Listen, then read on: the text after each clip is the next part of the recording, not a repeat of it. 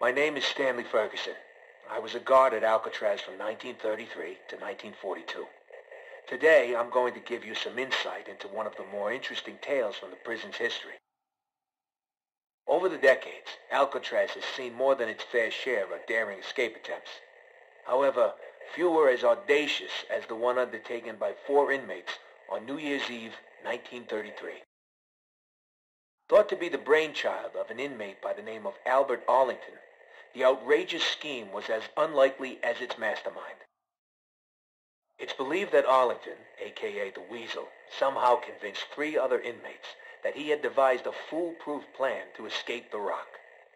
It was a plan that would see them literally taking to the skies on a makeshift aircraft of Arlington's own design.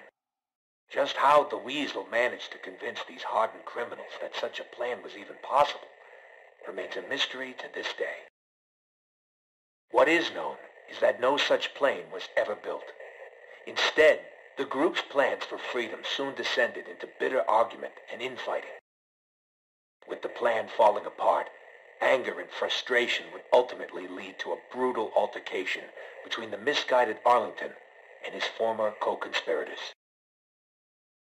Armed only with makeshift weapons, Finn O'Leary, Sal DeLuca, and Billy Handsome lured the unsuspecting Arlington to the roof, where they intended to exact a bloody and violent revenge. And so it was here, beneath the dark and stormy winter skies, that the hapless Arlington met his grisly end, bleeding to death on the cold concrete roof. For their participation in the murder, the 3 collaborators were sent to death by electric chair. Justice came swiftly. On the morning of January 19, 1934, the execution order was carried out.